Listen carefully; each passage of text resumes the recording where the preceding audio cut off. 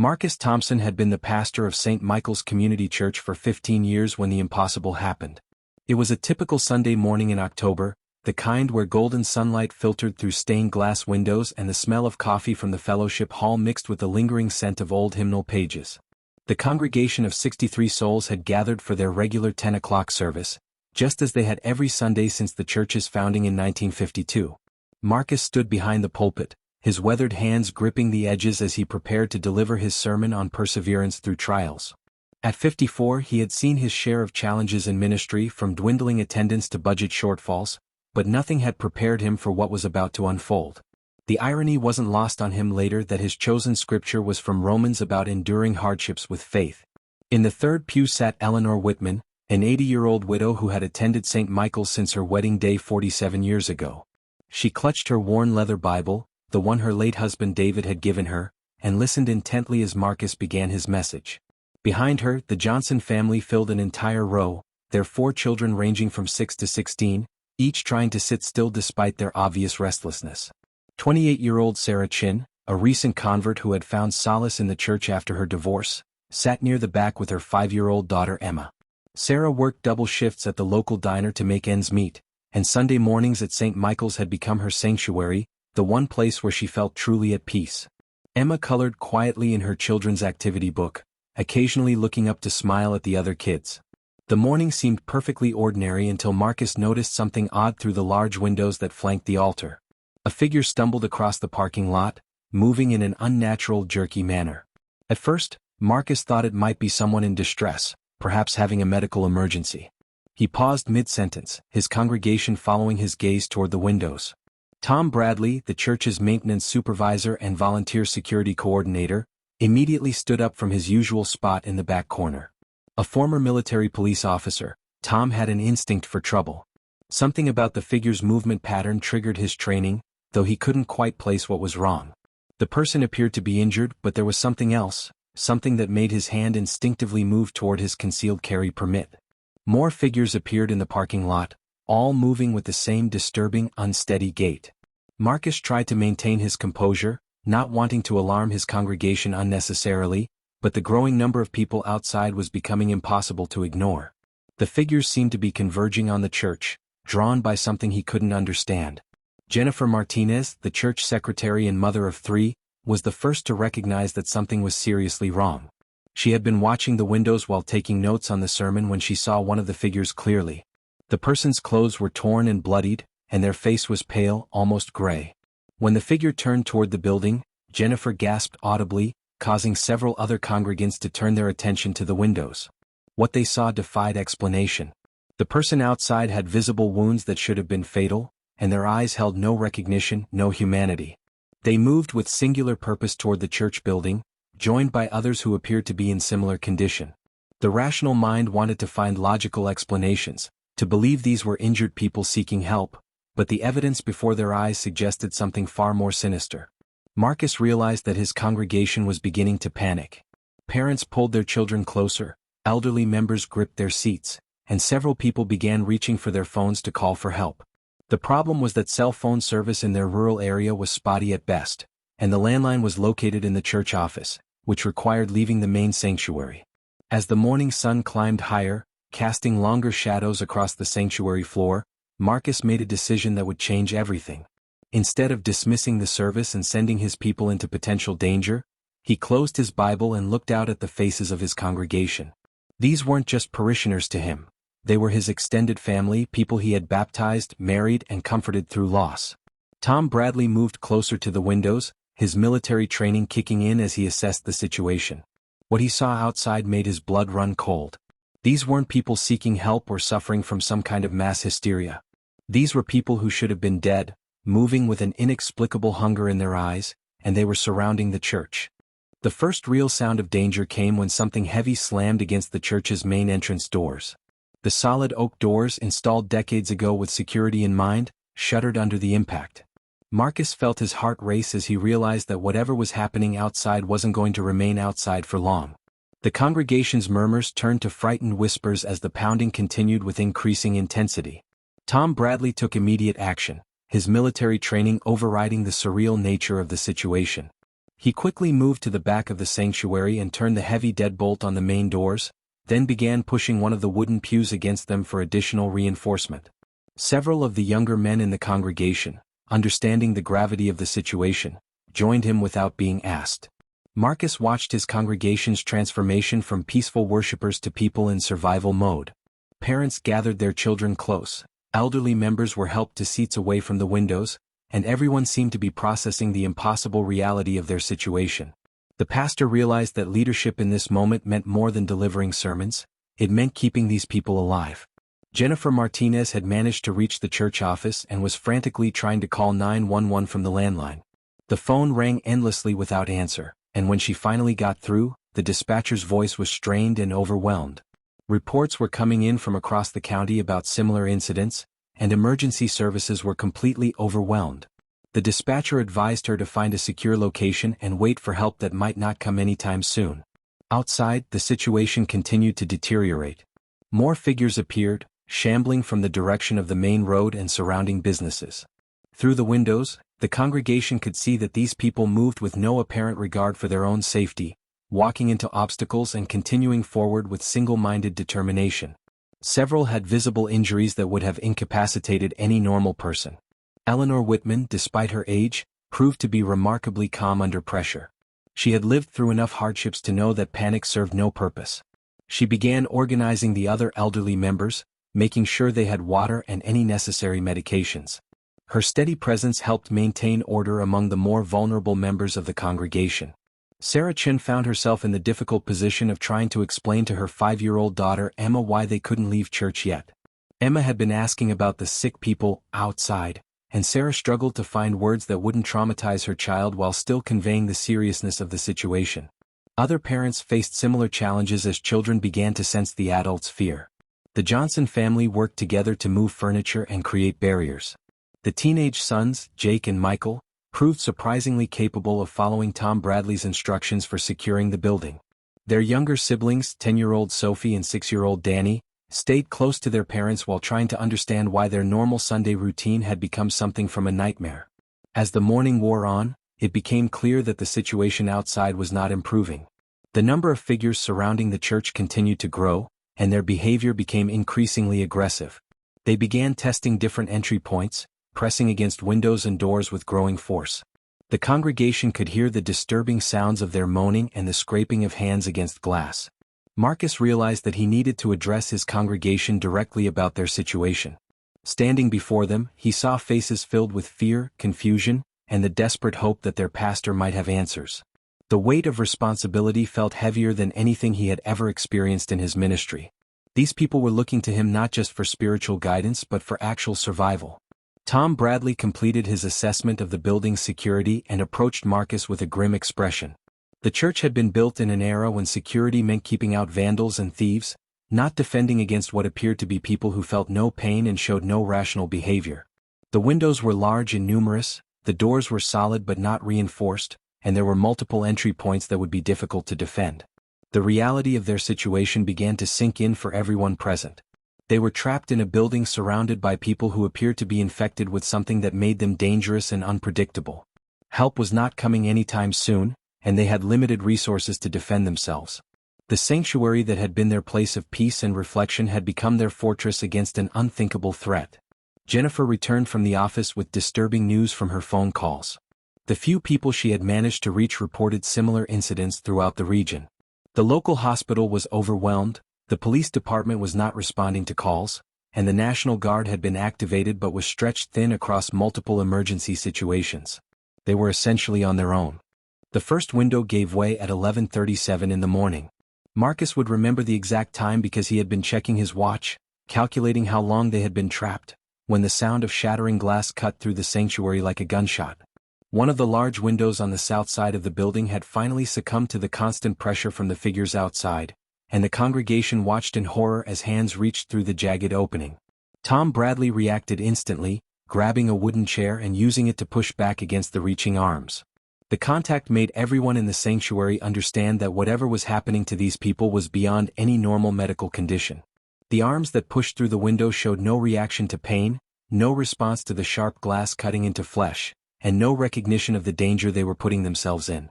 Marcus made a decision that went against every instinct he had developed as a man of peace. He moved to the supply closet where the church kept maintenance tools and emergency supplies. Among the items stored there were several hammers, a crowbar, and other implements that could serve as weapons if necessary. The pastor had never imagined he would need to arm himself in his own sanctuary, but the situation had moved far beyond normal circumstances. The congregation organized itself with surprising efficiency. The younger, stronger members took positions near the windows and doors, while the elderly and families with small children moved to the center of the sanctuary. Jennifer Martinez took charge of rationing the small amount of food and water available from the fellowship hall, realizing that they might be trapped for an extended period. Sarah Chin found herself helping to reinforce the broken window with whatever materials they could find. Using hymnals, wooden boards from storage, and even pieces of the church's furniture, they managed to create a temporary barrier that would hold for a while. Emma stayed close to her mother, trying to be helpful while clearly struggling to understand why the adults were so frightened. Eleanor Whitman surprised everyone by revealing that she had been a nurse during the early years of her marriage, before she had children.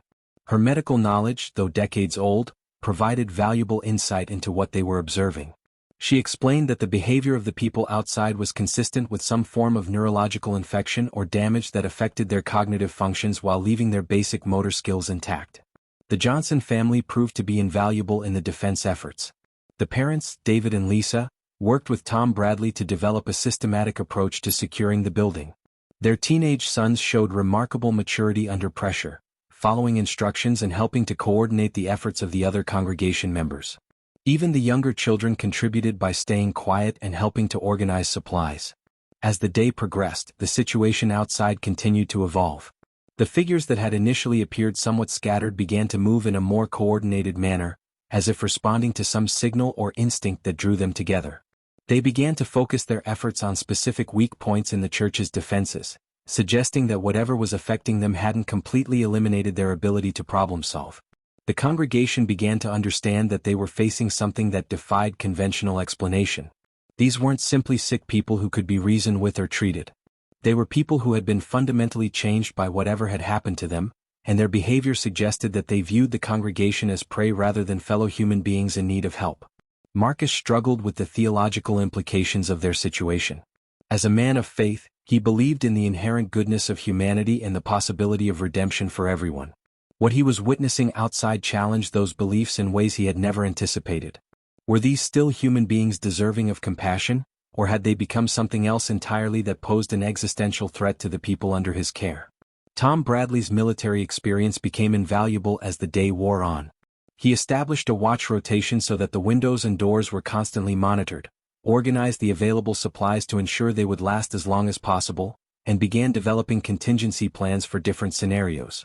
His calm, methodical approach helped maintain order among the congregation and provided a sense of structure in an otherwise chaotic situation. The sounds from outside grew more disturbing as the afternoon approached. The moaning and scraping against the building became constant, punctuated by the occasional crash as the figures outside tested different methods of gaining entry. The congregation could hear them moving around the building, and it became clear that they were trapped by a growing number of these infected people. Jennifer managed to establish brief contact with the outside world through her cell phone, though the signal was weak and intermittent. The news she received was uniformly grim. Similar incidents were being reported across the country. Emergency services were overwhelmed, and the federal government had activated emergency protocols. The congregation realized that they might be trapped for days or even weeks before help arrived. By 2 o'clock in the afternoon, the congregation of St. Michael's had transformed from a group of peaceful worshippers into a community under siege. The church sanctuary, once filled with the gentle sounds of hymns and prayers, now echoed with the constant low moaning from outside and the scraping of hands against windows and doors. The congregation had settled into a defensive routine, with guards posted at every vulnerable point and the remaining members huddled in the center of the room. Tom Bradley had established a command center of sorts near the altar, using the church's layout to their advantage. From this position, he could coordinate the defense of all entry points while maintaining communication with the different groups of congregation members. His military training had taught him that organization and clear communication were essential for survival in crisis situations, and he applied these principles to their current circumstances. The first serious breach attempt came when several of the infected people began working together to push against the main doors. The heavy oak construction held, but the wooden pew that had been braced against it began to splinter under the constant pressure. Marcus and several other men reinforced the barricade with additional furniture, but everyone realized that their defenses were temporary at best. Eleanor Whitman had taken charge of the medical situation, such as it was. Using supplies from the church's first aid kit and her decades-old nursing knowledge, she treated several minor injuries that congregation members had sustained while reinforcing the building's defenses. More importantly, she monitored everyone for signs of stress-related medical issues, knowing that panic and exhaustion could be as dangerous as the threat outside. Sarah Chin found herself becoming an unofficial liaison between the adults and the children in the congregation. Emma and the other young ones needed constant reassurance and distraction from the frightening sounds outside. Sarah organized quiet activities and games that would keep the children occupied while allowing the adults to focus on defense preparations. Her experience as a single mother had taught her how to remain calm and reassuring even when she felt anything but calm inside. The Johnson family continued to prove their worth in the crisis. David Johnson, who worked in construction, had valuable knowledge about the building's structural integrity and potential weak points. His wife Lisa, a former teacher, helped coordinate the care of the younger children and elderly members. Their teenage sons, Jake and Michael, had become Tom Bradley's most reliable assistants, following his instructions with military precision. As the afternoon wore on, the congregation began to understand the full scope of their situation. The infected people outside weren't going to simply lose interest and wander away. They seemed to be drawn to the church by something specific, whether it was the presence of uninfected people inside or some other factor that no one could identify. The siege mentality that had developed was likely to be their reality for the foreseeable future. Marcus struggled with his role as spiritual leader in circumstances that seemed to have no precedent in scripture or theology. His congregation looked to him for guidance, but the situation they faced was so far outside the realm of normal pastoral care that he found himself relying more on practical leadership skills than religious training. The weight of responsibility for these people's lives felt overwhelming. The afternoon brought new challenges as the infected people outside began to display more complex behavior. They started working together in small groups, testing different approaches to breaking into the building. Some would distract the defenders at one location while others attempted to breach defenses elsewhere. This coordination suggested that whatever was affecting them hadn't completely eliminated their ability to think strategically. Jennifer Martinez had become the congregation's primary link to the outside world, though the news she received was consistently discouraging. The emergency services were completely overwhelmed, the military was deployed to major population centers, and rural areas like theirs were essentially on their own. The federal government had issued advisories to shelter in place and avoid contact with infected individuals, but provided little practical guidance for people already trapped in close proximity to them. The congregation began to realize that their survival might depend on their ability to outlast the infected people outside. Tom Bradley estimated their food and water supplies, calculating that they could survive for perhaps a week if they were careful with rationing. The bigger concern was their ability to maintain their defenses against an enemy that seemed to feel no fatigue and showed no signs of losing interest in reaching them. As evening approached, the nature of the threat outside became even more apparent. The infected people didn't seem to be affected by normal human needs like rest or nutrition. They continued their assault on the building with the same intensity they had shown all day, suggesting that time was not on the congregation's side. The defenders would eventually become exhausted, while their opponents showed no signs of tiring. The congregation began to discuss their options, though none were particularly appealing. They could attempt to break through the crowd of infected people and reach vehicles in the parking lot, but this would require exposing themselves to direct contact with people who had already demonstrated their dangerous nature. They could try to signal for help, but emergency services were already overwhelmed and might not be able to respond even if they received the signal. The sun was setting when the congregation of St. Michael's faced their most serious challenge yet. The infected people outside had somehow managed to break through the makeshift barriers at the broken window, and Tom Bradley found himself in direct physical combat with individuals who showed no regard for their own safety or apparent ability to feel pain. The reality of their situation became brutally clear as the former military police officer struggled to push back attackers who continued fighting even after sustaining injuries that should have incapacitated them. Marcus watched his peaceful sanctuary transform into a battlefield, and he made a decision that would haunt him for the rest of his life. Taking up a wooden chair, he joined Tom Bradley in defending the breach, using the furniture as both shield and weapon against people who had once been members of his community. The pastor recognized some of the infected faces from around town, people he had encountered at the grocery store or gas station, now transformed into something that threatened everything he held dear. The congregation's children were moved to the far corner of the sanctuary, where Sarah Chin and Lisa Johnson created a barrier of overturned pews and tried to keep the young ones calm despite the chaos erupting around them. Emma clung to her mother, trying to understand why the adults were fighting with people who looked sick and hurt. The other children huddled together, their eyes wide with terror as they witnessed something that would change their understanding of the world forever. Eleanor Whitman surprised everyone by taking up a position near the altar with a heavy brass candlestick, her 80-year-old frame showing no hesitation in defending the people she had worshipped alongside for decades. Her nursing experience had taught her about the fragility of human life, but it had also shown her the strength that people could find when protecting those they loved. She stood ready to fight despite her age, her weathered hands gripping the improvised weapon with determination. The breach was eventually contained, but not before several congregation members sustained injuries. Tom Bradley had deep scratches on his arms from the infected people's fingernails, and Marcus had a bruised shoulder from being pushed against the wall. More concerning was the psychological impact on everyone present.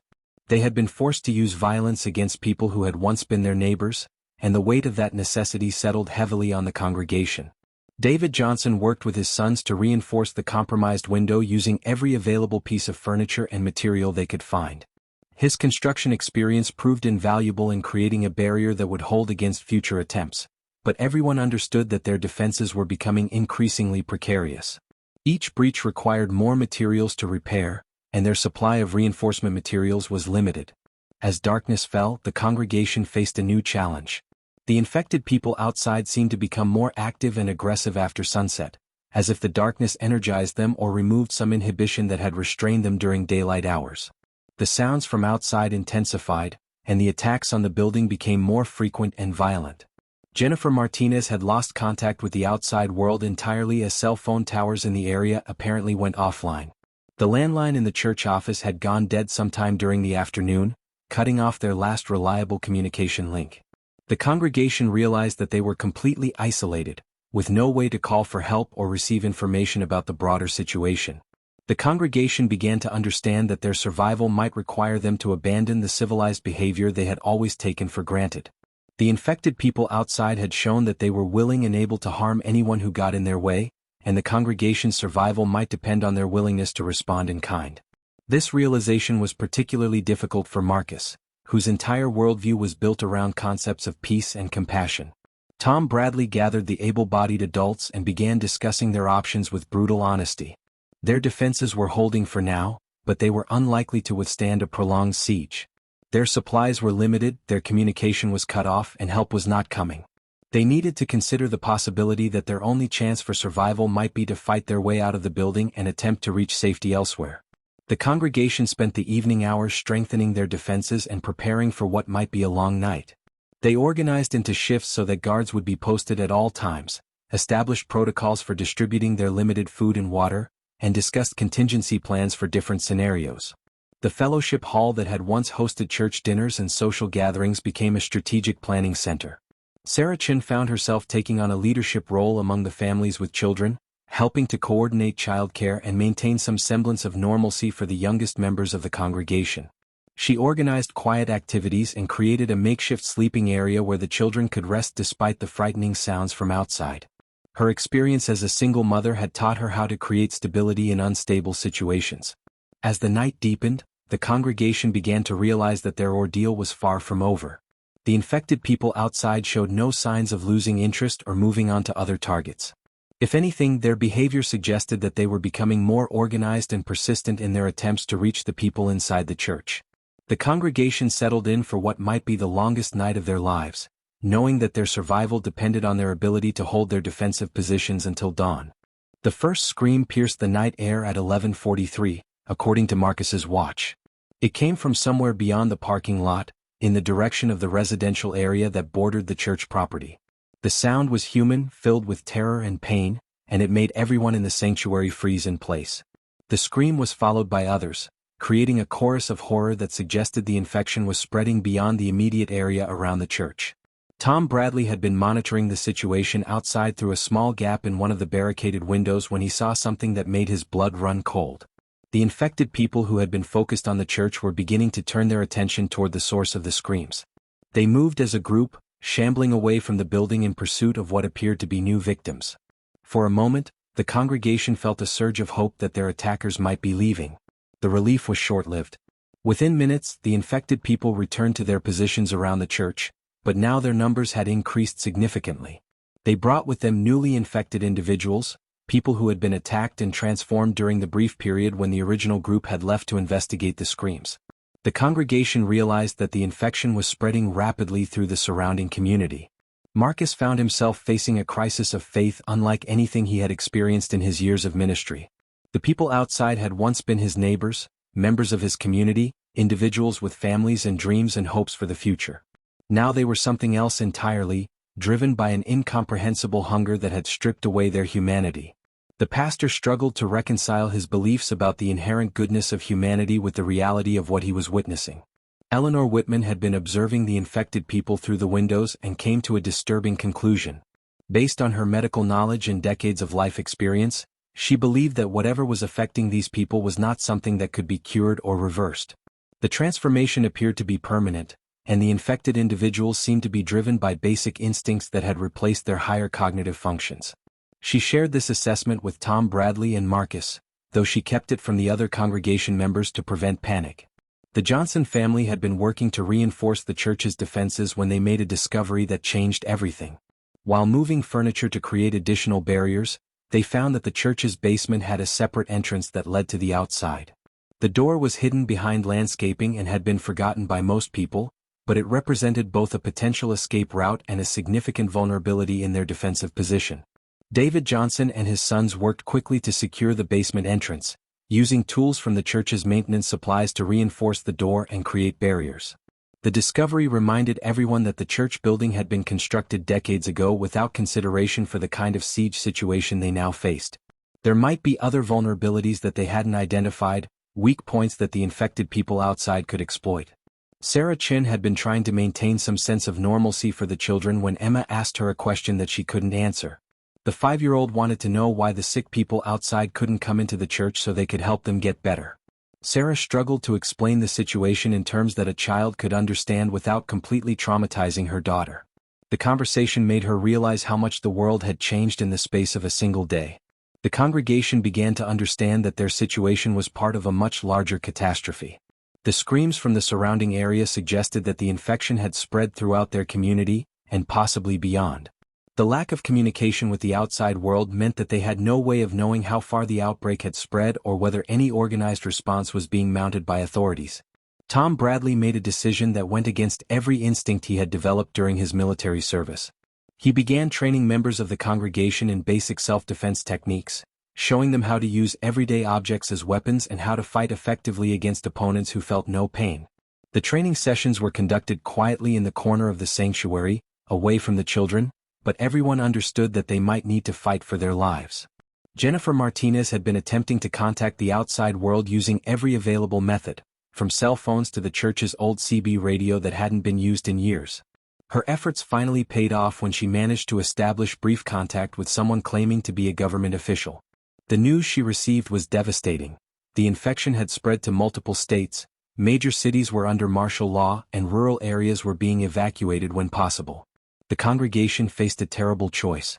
They could remain in the church, where their defenses were holding but their supplies were dwindling, or they could attempt to break through the infected people outside and try to reach one of the evacuation points that the government official had mentioned. Both options carried significant risks, and the decision would affect not just their own survival but the safety of the children and elderly members of their group. As midnight approached, the congregation settled into what had become their new routine. Guards were posted at every potential entry point, the children were settled into their makeshift sleeping area, and the adults tried to get whatever rest they could while remaining alert for any change in the situation outside. The sanctuary that had once been a place of peace had become a fortress, and the people inside had become soldiers in a war they had never imagined they would have to fight. Dawn brought no relief to the congregation of St. Michael's. If anything, the situation outside had deteriorated further during the night. The infected people had been joined by what appeared to be wild animals that had also been affected by whatever was causing the outbreak. Tom Bradley counted at least 3 dogs and what looked like a deer moving among the human figures, all displaying the same aggressive behavior and apparent immunity to pain that characterized the infected people. The congregation's food supplies had reached a critical point. Jennifer Martinez's careful rationing had extended their resources as long as possible, but they were down to their last few bottles of water and a handful of crackers from the fellowship hall. The children were beginning to show signs of hunger and dehydration, and the elderly members of the congregation were struggling with the stress of their prolonged captivity. Marcus made the difficult decision to address the congregation about their situation honestly. Standing before the people who had looked to him for spiritual guidance, he explained that they faced a choice between certain death if they remained in the church and possible death if they attempted to escape. The pastor's words were carefully chosen to avoid panic, but everyone understood that their time was running out. Eleanor Whitman had been monitoring the health of the congregation members and was particularly concerned about several individuals.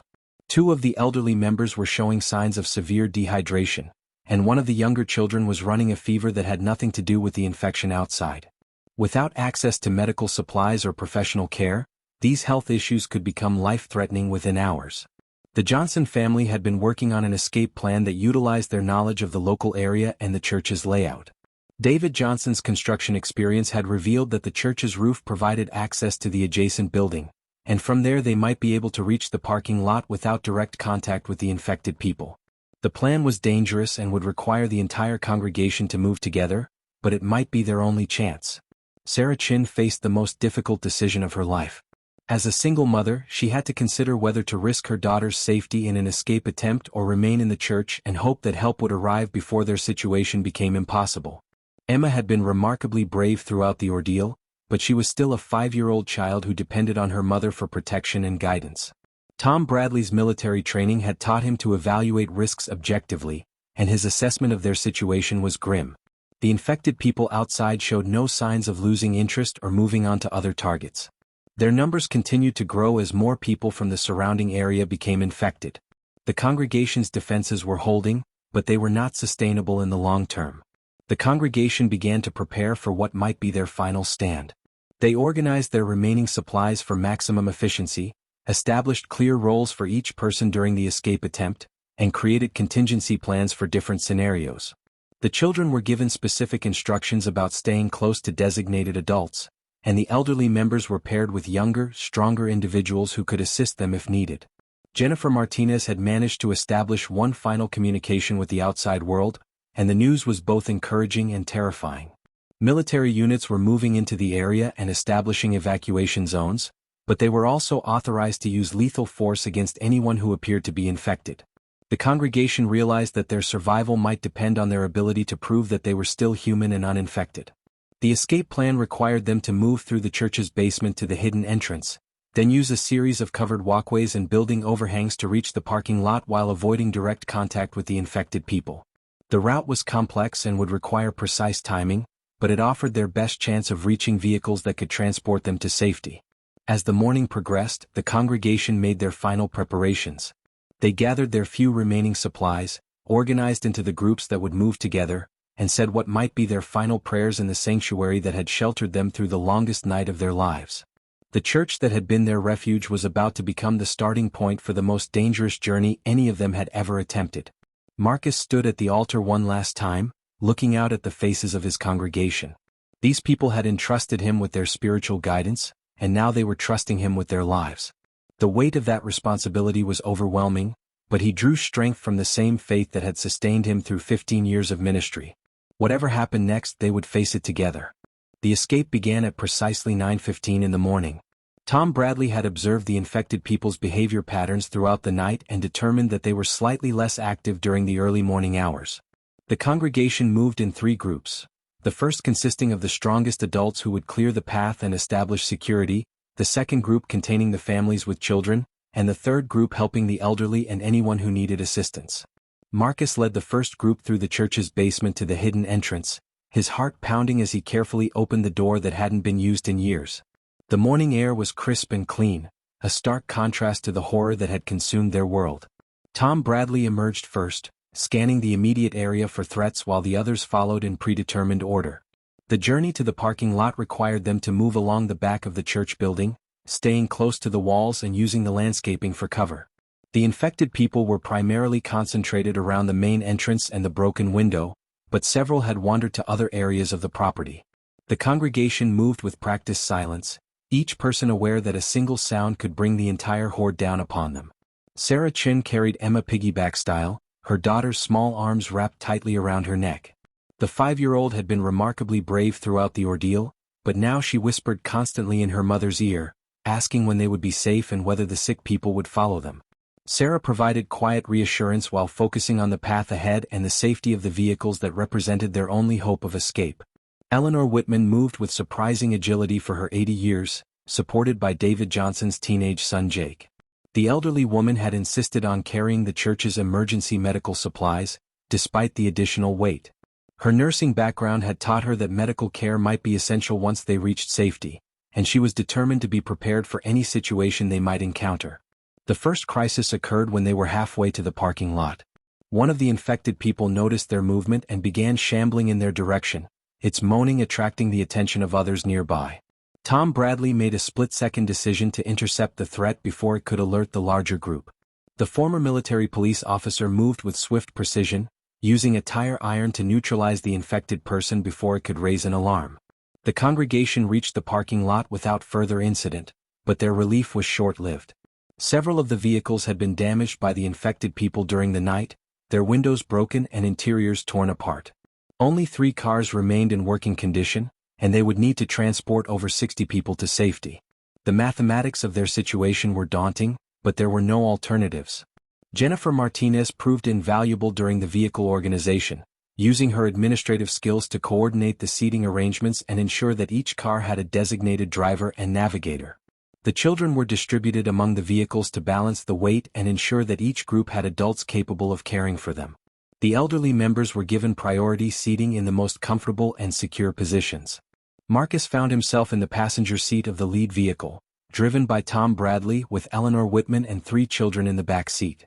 As they prepared to leave the church parking lot, the pastor looked back at the building that had sheltered them through the darkest hours of their lives. The sanctuary stood intact, its stained glass windows still catching the morning light, but it would never again be the same place of peace and worship he had known.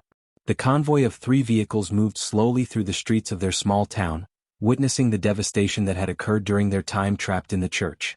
Buildings stood empty with doors hanging open, abandoned cars blocked intersections, and the streets were littered with debris and evidence of the chaos that had swept through their community. The infected people were scattered throughout the area, but they seemed less